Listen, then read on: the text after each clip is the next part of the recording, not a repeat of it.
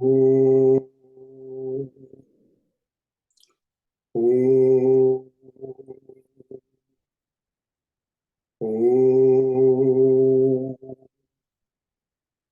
Om Sahana Vavatu, Sahano Bhunaktu, Saha Viryam Karavavahai, Tejasvinavaditamastu, Ma Vidvishavahai.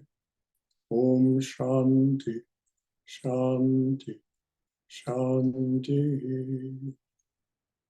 Om, may the divine being look over us lovingly as a mother and father. May the divine being support and nourish us as a mother and father. May we have the strength and skill to study together the art of spirituality.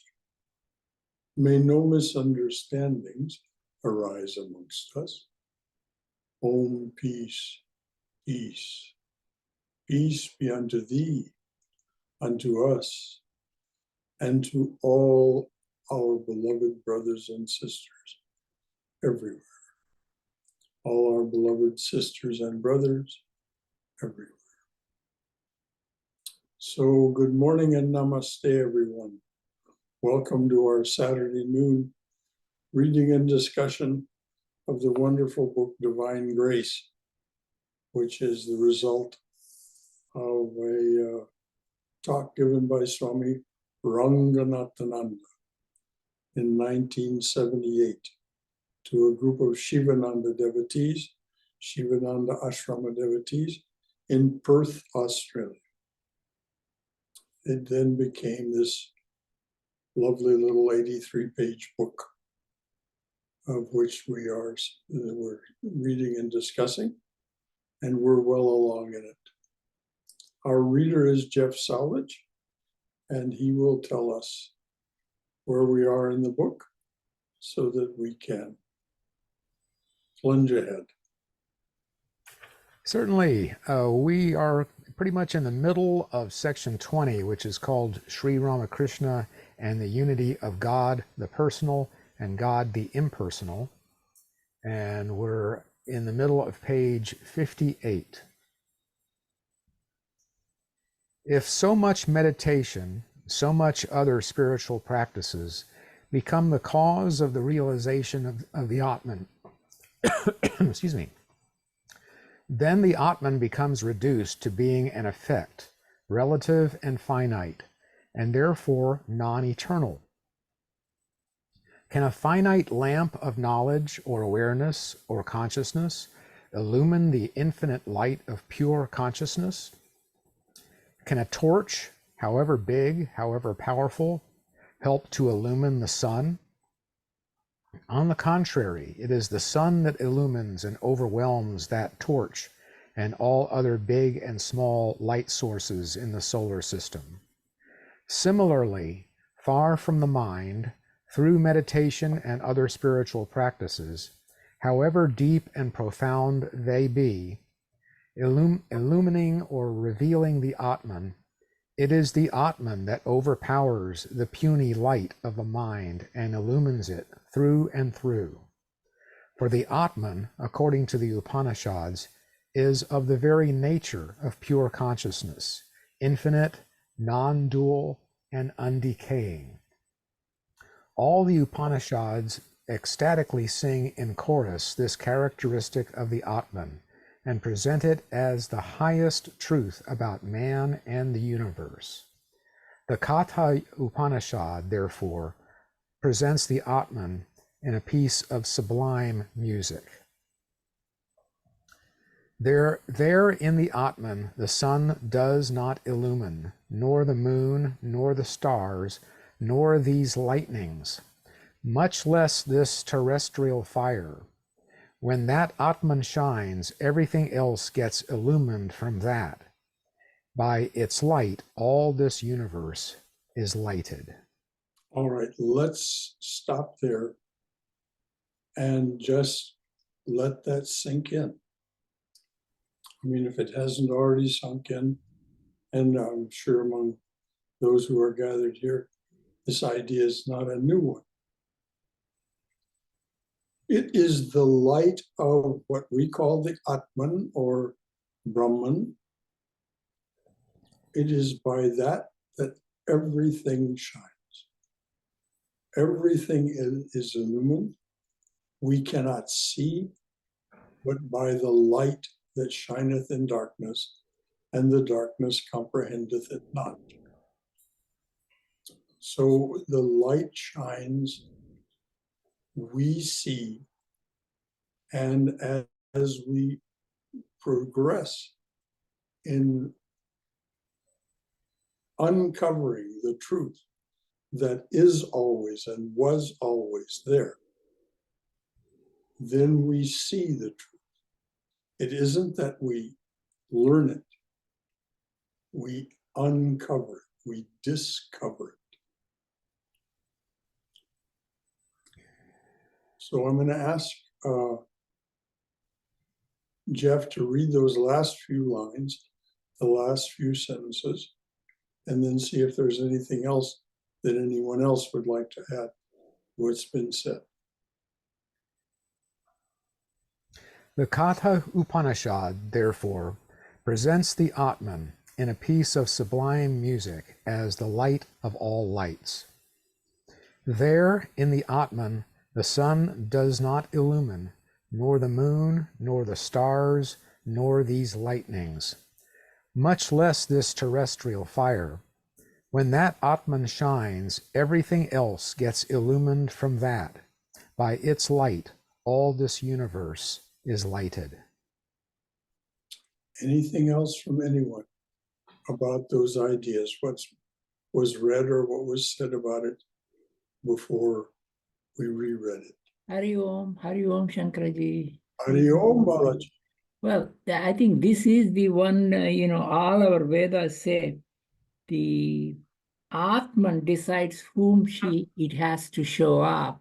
In other words, all these practices, we have to do it, but these are all within the finite circle. So this is where, the God's grace, we have to have it to see our, in the Vedanta Sara, it says, there is a word for it, but that is how we get it. So this is what it means by, Atma decides who he has to show up or whatever it is. Absolutely. It's as Christ said, ye have not chosen me, I have chosen you. And just how and why that happens is a great mystery, but it is a mystery that is somewhat explained by Sri Ramakrishna saying, it will happen to everyone, and it will happen at exactly the right time. So thank you, Balaji. Yes. And also this shloka in the Katha Upanishad is very famous shloka. Quite a few people chant it. Oh, I'm sure, yes. It is that truth about, here the sun shines not, nor the moon, nor the stars, nor lightning, much less this puny earthly fire. Yes, there are many translations. I love Swami Prabhupada's. And so, which that was just a paraphrase. His was, of course, is more eloquent. Thank you, Balaji. Anything else from anyone?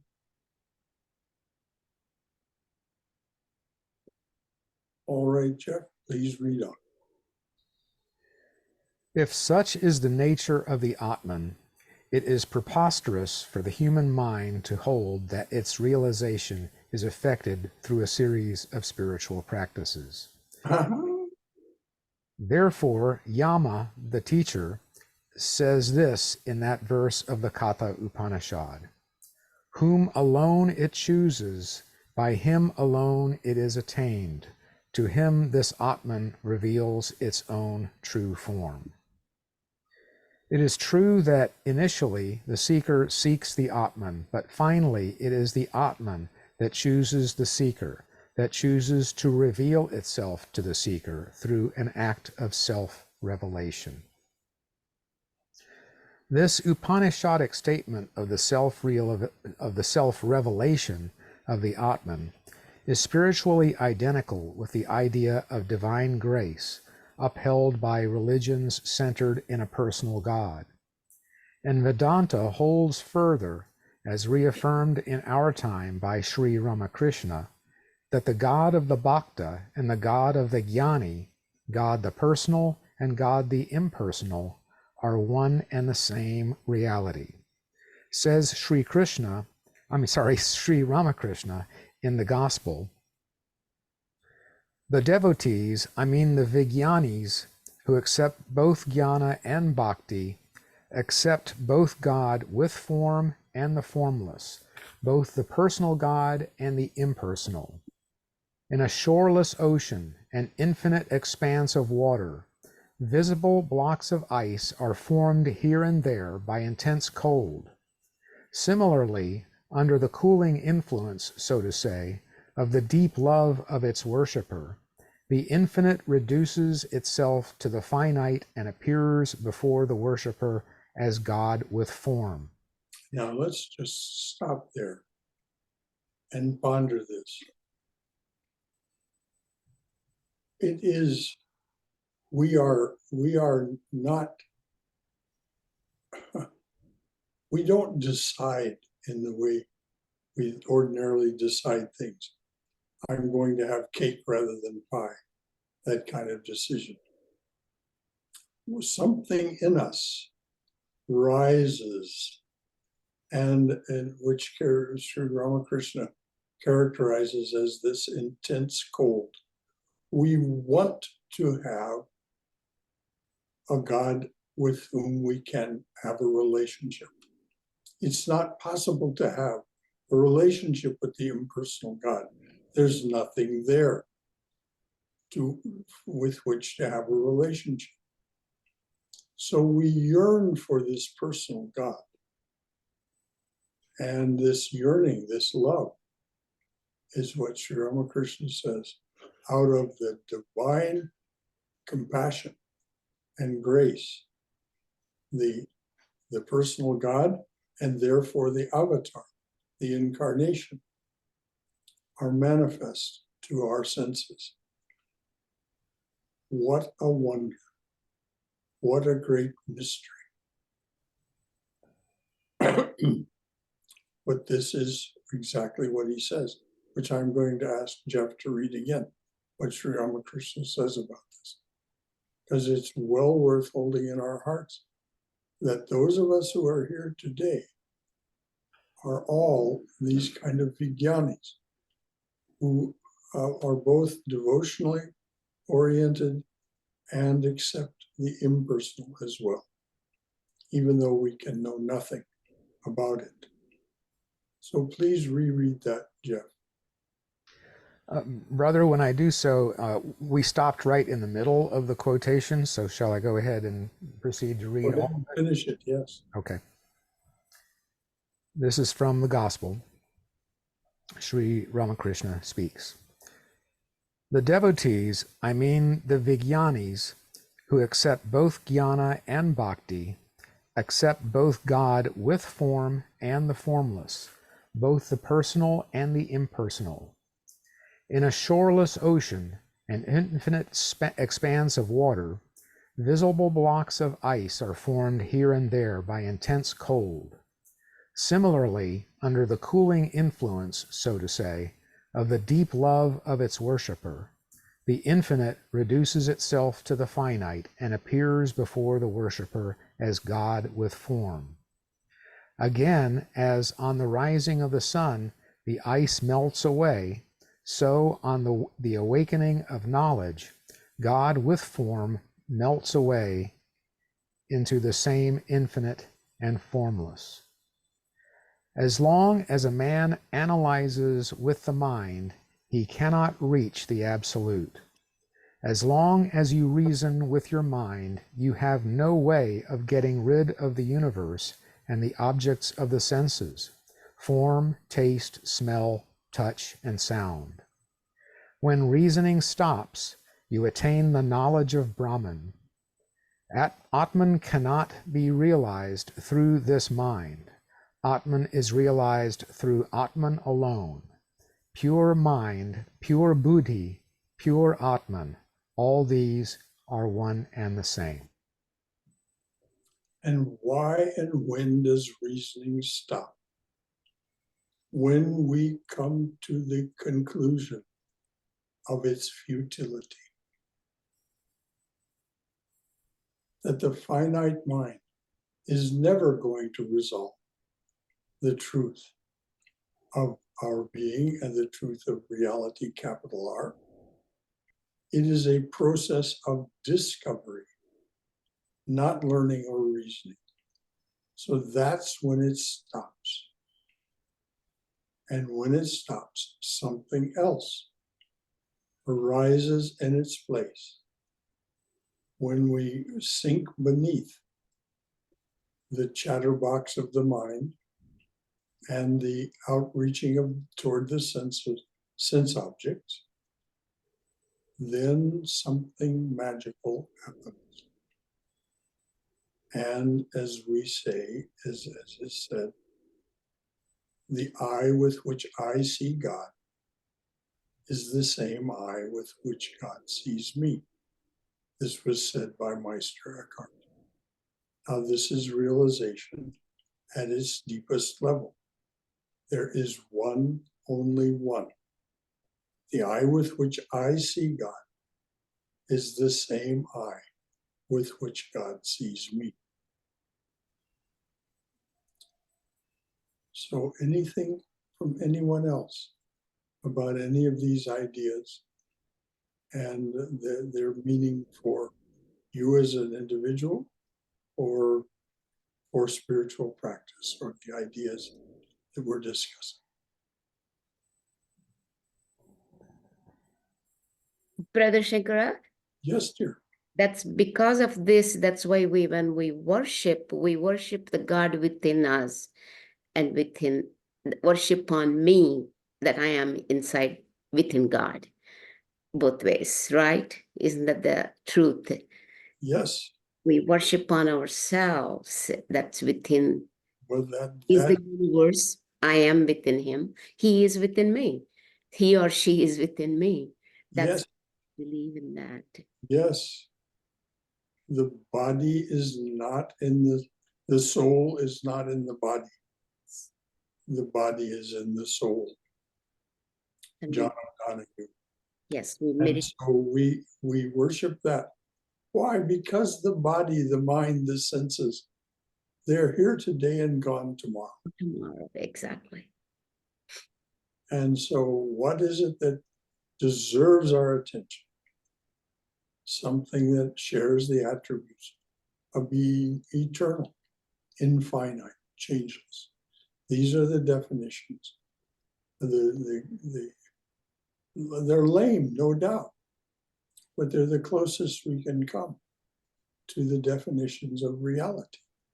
Eternal, infinite, changeless, no change. Whenever you reawaken the sense of that reality within yourself, that's what you find.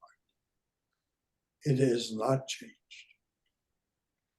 It is beyond your grasp because it is infinite. Thank you, Brother. Brother, I'm going to read a little bit of commentary on the Yoga Vishta. Yoga Vashishta. Vashishta.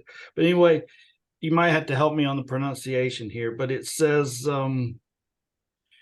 in Vedanta, the purpose of Savayana Mana and Nidhi Yasana is to help the spiritual practitioner withdraw their mind from things that are not self. This self, which is self-luminous, cannot be expressed. Everyone is, in fact, the ever-free Atman only. Worldly bondage and freedom from it, all these are merely imaginations of the mind. Is that from Nectar of Supreme Knowledge? Yes, Wow. it is. Yeah, I thought so. Yeah. So read that again. And this is Swami Sarvadevananda taking this ancient text, which had been translated into Bengali from the Sanskrit by a monk that a revered a Ramakrishna order monk that lived in the Himalayas. He had taken the Yoga Vasishta, distilled it to its essentials, and translated it from Sanskrit into Bengali, because many of the monks of the order do not read Sanskrit.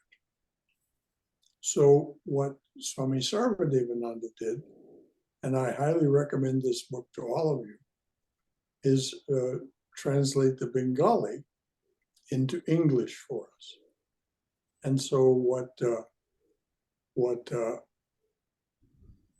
Bhagavan Das is going to read to us again is part of that book.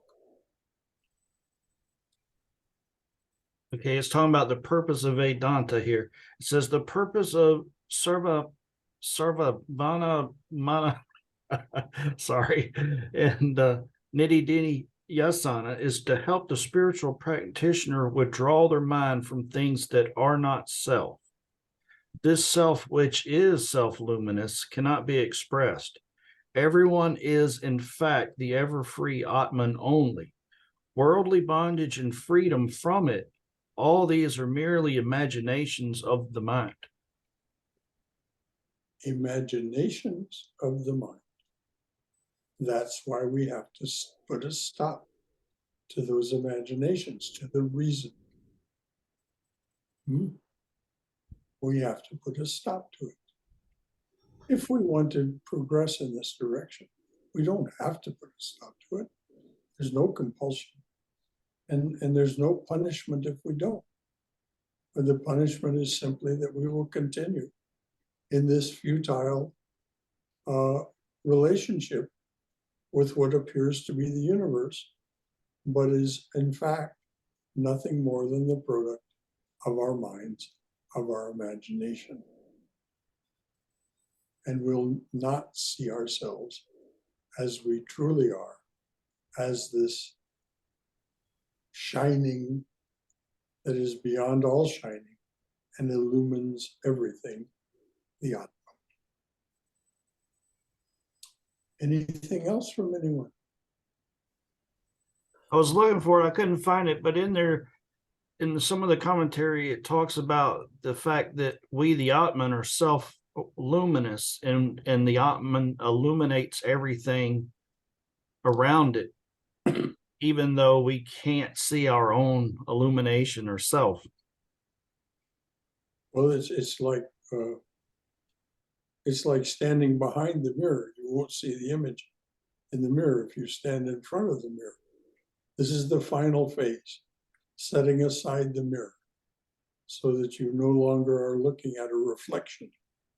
That is the reflection that you've created in your mind, which is bound to be, to one degree or another, inaccurate, because the mind is not capable of holding. Speech cannot hold thee nor mind.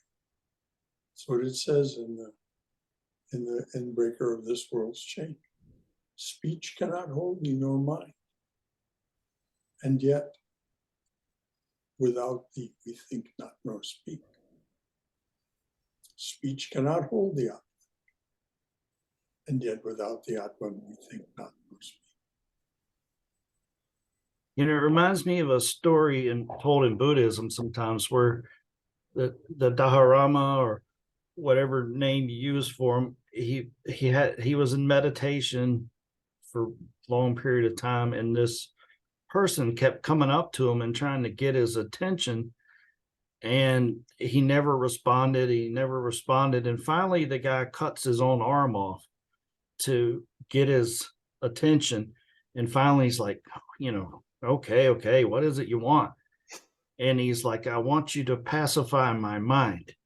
And he says, well, put it here before me and I'll pacify it. End of story. but to me, this is kind of like the ego. It's this perturbed voice that's always in our head.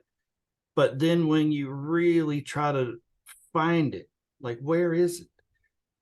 And you just can't find any substance to it until the point do you realize it really doesn't exist in any real fashion. And I think that's kind of the same story. This That's is the soul methodology of Ramana Maharshi. Find me that ego. Find me that I. Find it. And of course, the harder you try, the more frustrated you become. It does not exist. It is a figment of our imagination. So, and that those words that you were pronouncing from the earlier reading from Nectar of Supreme Knowledge, they're what we say, neti neti, and the other term that you use. They're just ways of setting aside that which is not eternal, infinite, and changeless. We set aside anything. And so what is it we're ultimately left with? No thing. and then once you drill down on trying to find this ego and all of that, and you realize there's no substance to it, and then you kind of realize, well, I don't really have to take it serious then. I don't have to listen to it. No, you do not. You have to let it cope with physical reality and keep you safe and moving forward. That's its role. And Jill Bolte Taylor, by the way, expresses this so beautifully in her work. There you can find interviews with her online on YouTube, in which she explains this in great and loving detail about how the left limbic system and the left cerebral system are there for no other reason than to keep you safe. And so that's, and it is imaginary, most of it. As Mark Twain said, in my life, thousands of terrible things have occurred to me, most of which never happened. So,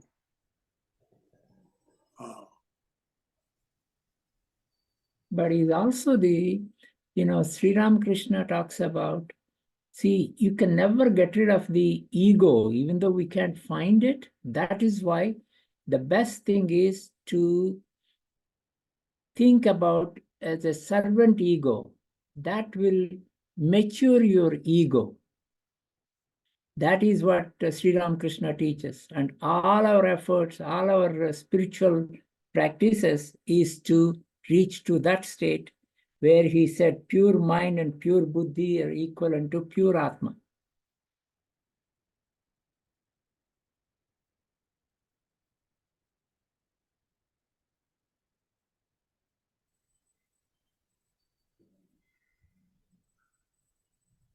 Brother Shankara, you're muted, I believe.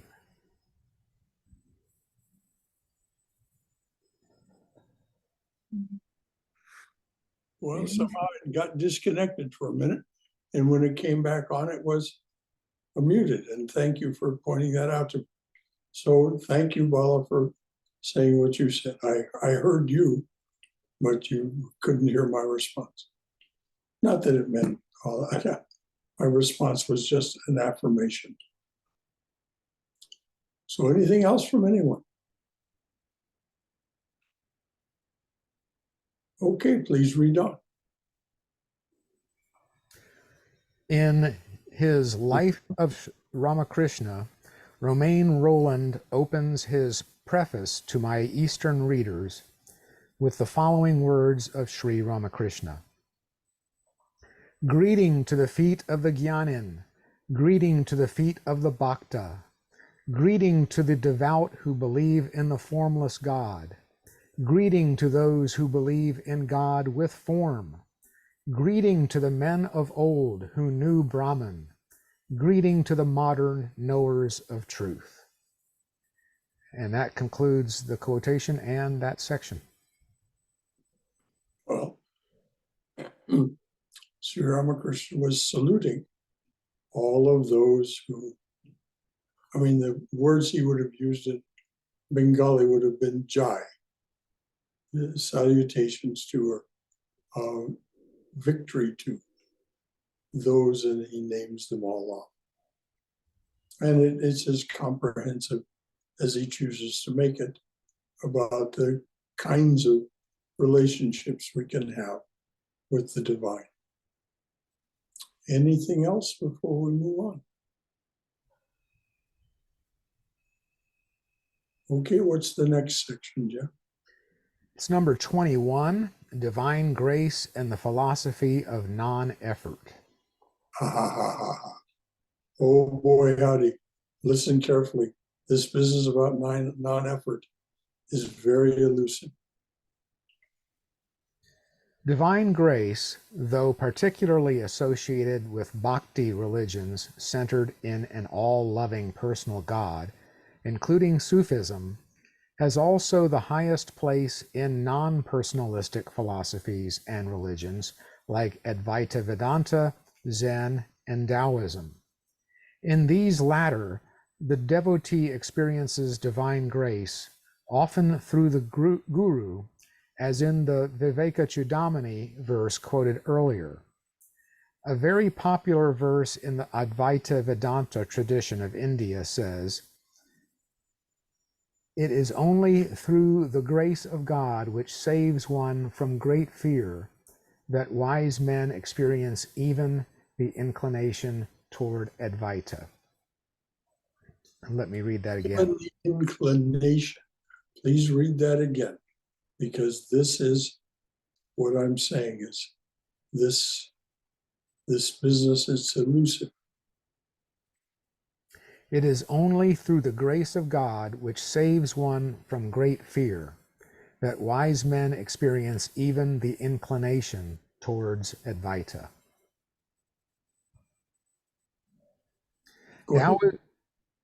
Taoism and Zen speak of perfection in terms of a life of spontaneity and naturalness, beyond all effort and struggle, beyond all intellectuality.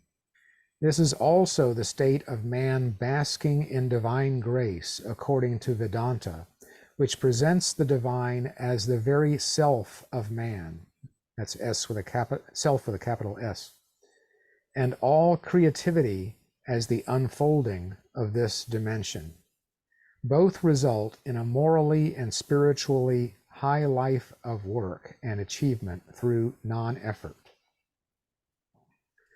Taoism distinguishes between rational knowledge and intuitional knowledge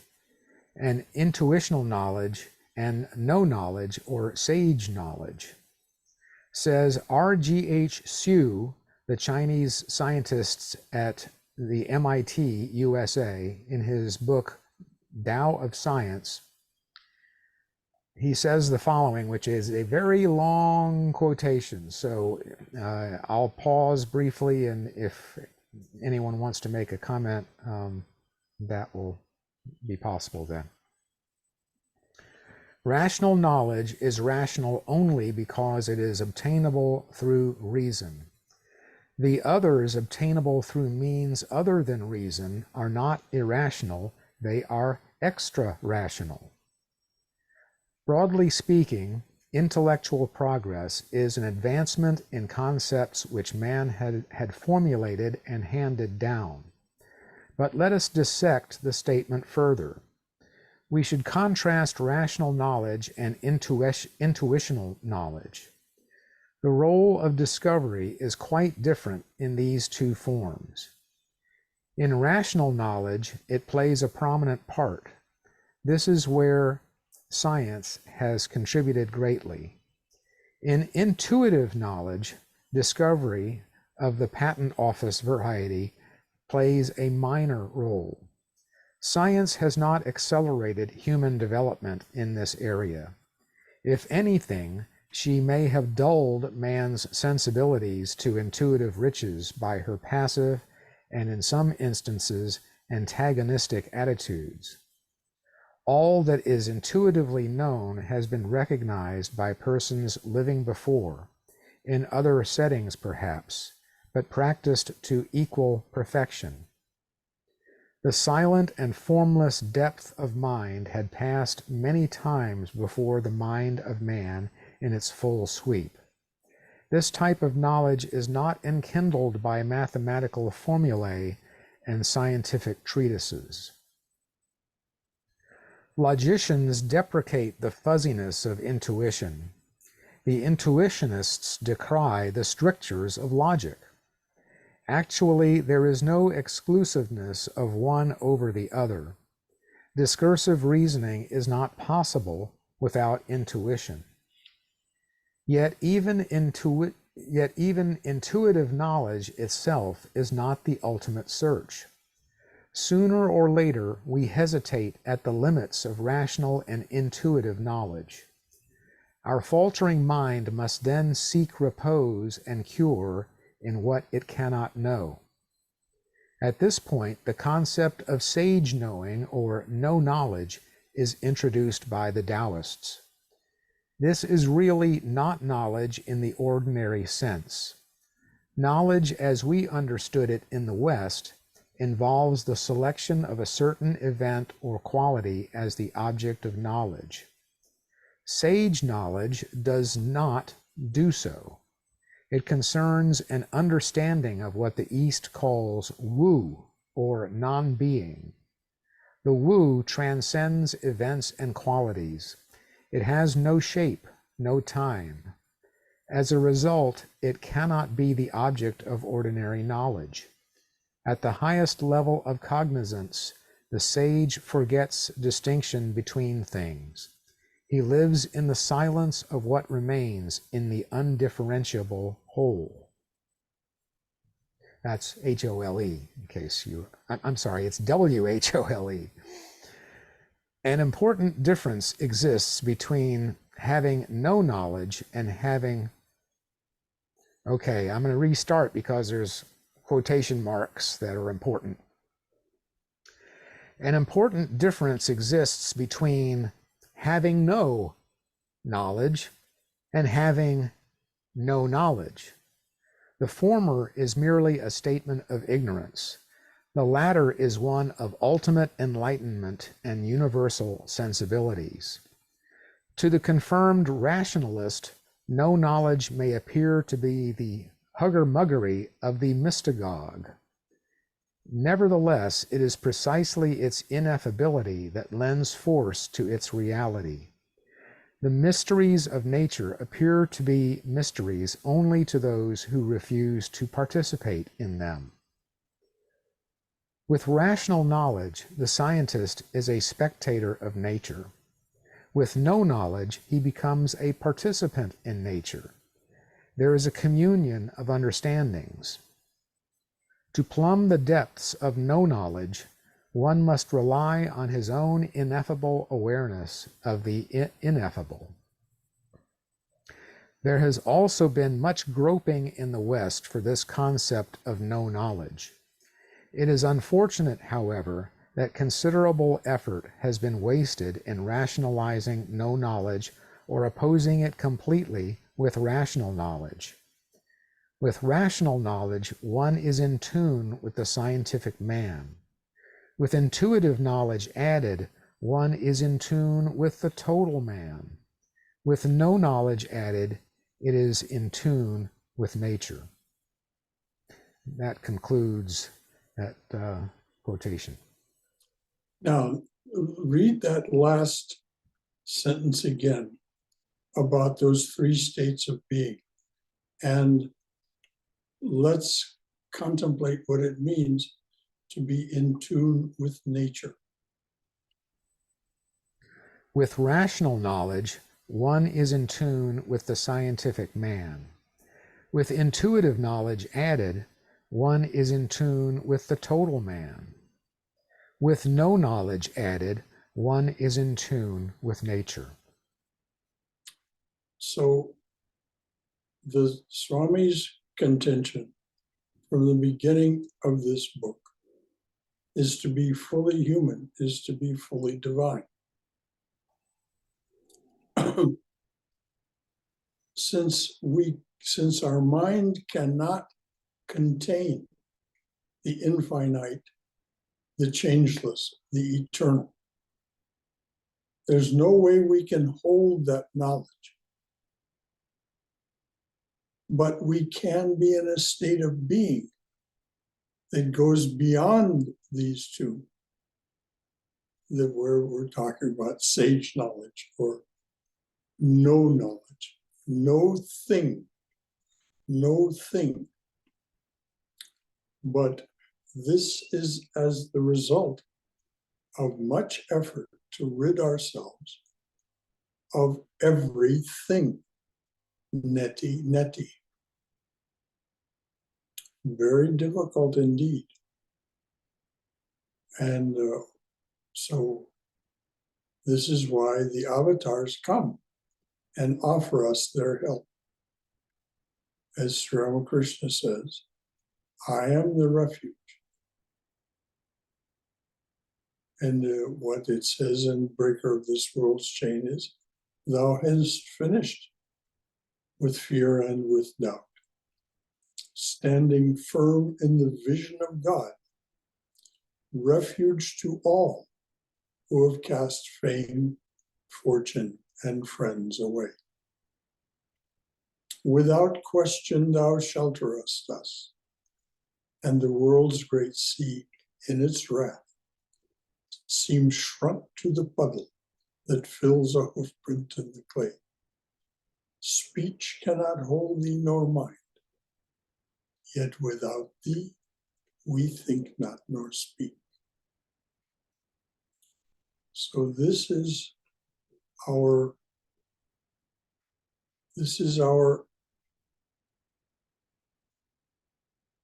definition by Swami Vivekananda in Breaker of this World's Chain of the role of the avatar. It starts with the very first words of the song, breaker of this world's chain. Let us look deep in thine eyes. They are bright with the wisdom of God that can wake us from Maya's spell. Let us hold fast to thy feet, treading the waves of the world to safety. So this is Vivekananda's depiction of Sri Ramakrishna and his potential for us.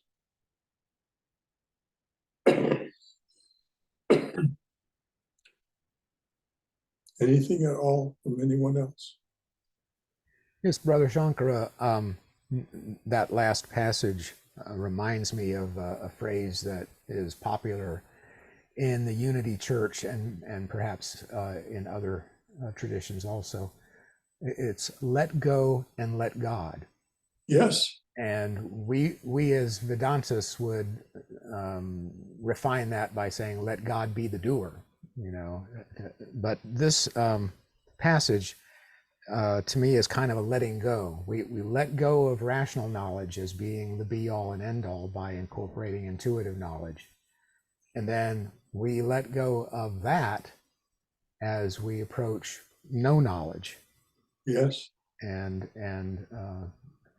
attain oneness. It's interesting that phrase that you quote from the Unity Church, let go, let God, is also very much a figure of Alcoholics Anonymous. Let go, let God pull you away from your disease and your addiction.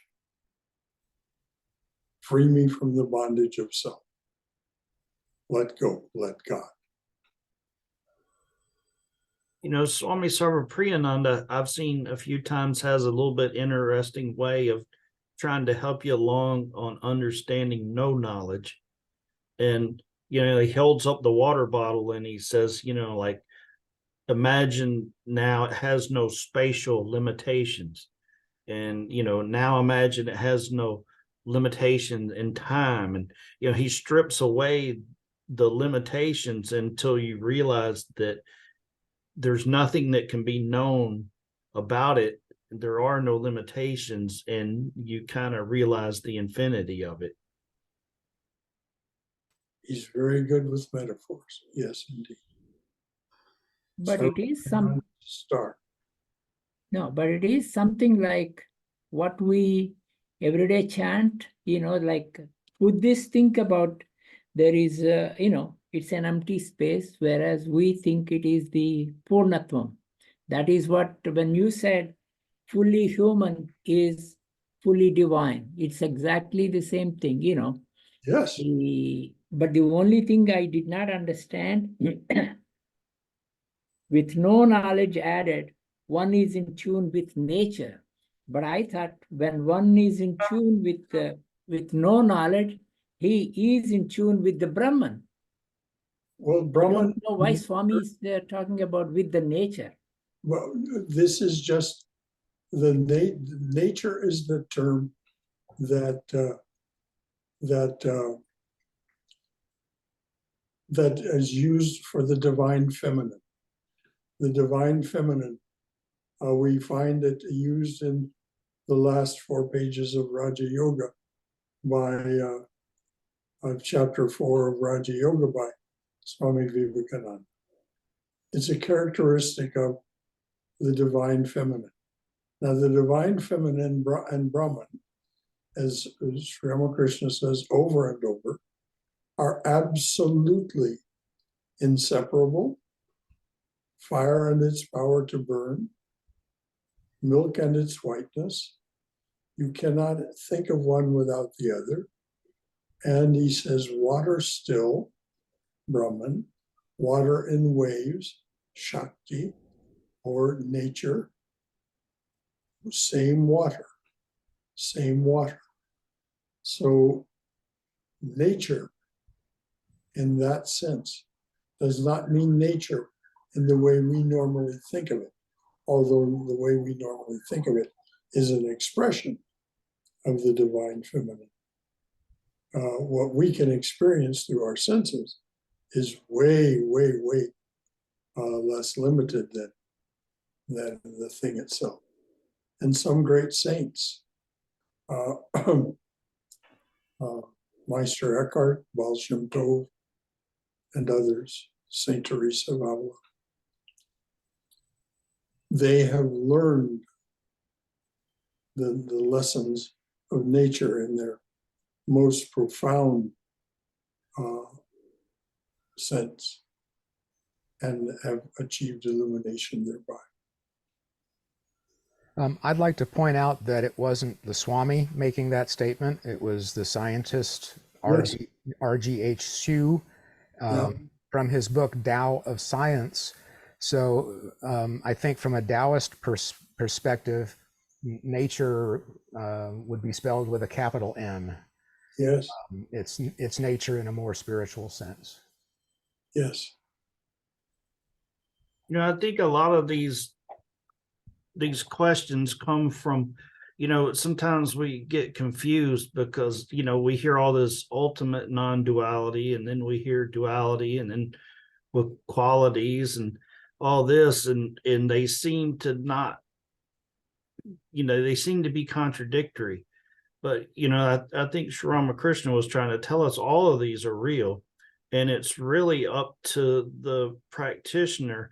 I almost kind of view like non-duality and duality. I almost view them as almost like lokas that are the preference of the practitioner as to which reality is. He says they're all true, but doesn't mean that we all experience non-duality ultimately, or that we, you know, we prefer personal God, so we experience duality. I think that's really up to us, and it's not permanent. We go in between them, back and forth.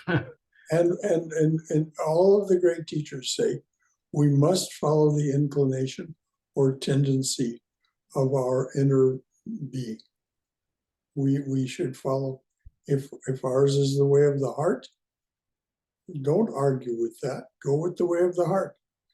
If yours is the way of the head, go the way of the head. So Sri Ramakrishna affirms, as you say, affirms both of them as not only true, but equally true, and essentially established in the same truth that is a truth that is beyond expression in words, but is realizable through silence.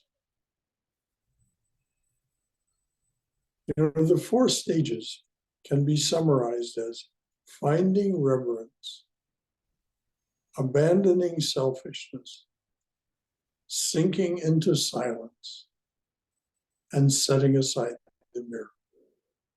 Finding reverence, finding the heart center within yourself, and letting that open.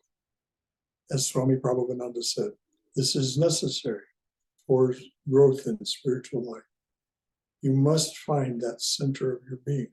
There are 3 centers of spiritual reality below that, and 3 centers below. It is the center of our being. So then, having found that, then we move on. And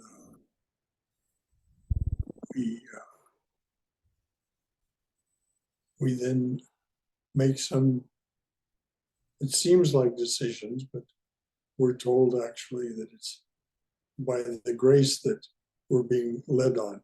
This is what we'll talk about tomorrow morning. So, anything else from anyone?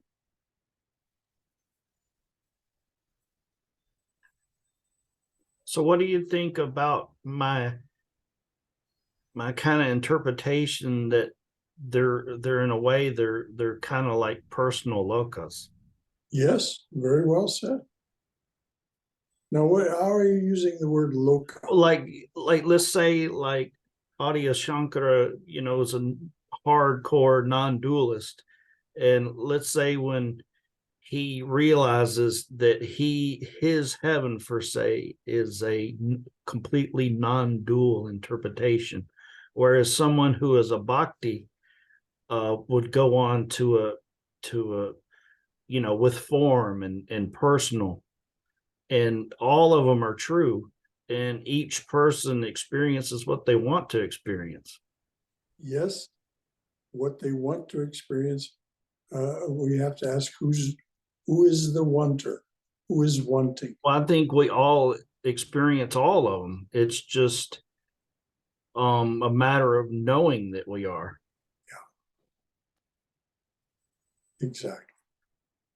But as long as there's still some subtle form, I think we do still have preferences, or no question. Or we have proclivities.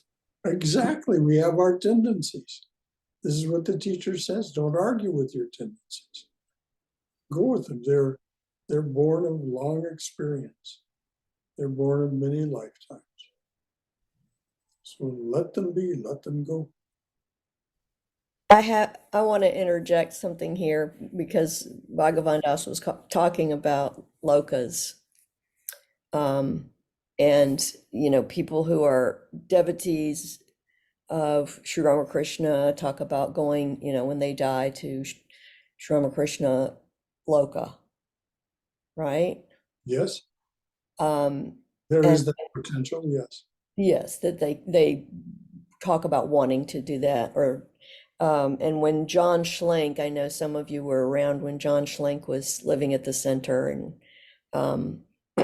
when he passed away in 2015, someone who knew him, whose first language I believe was Spanish, yeah, posted something online about, what a wonderful Vedantist and musician and composer John Schlink was, and anyway, it was all in Spanish, and I hit the little automatic translation thing because I wanted to read this at John Schlink's memorial that we held at the center. The way this poster said, John is surely now in Ramakrishna Loka, but the way it was translated from Spanish was, and now John is in Thakur Crazy. Mhm. And I thought that because Loka translate anyway, I thought that was so great. Yeah, Because bhaktas, which John certainly was a bhakta, they are a little crazy. well, And I just thought that was just perfect. Thakur Crazy. He's now in Thakur Crazy. well, indeed.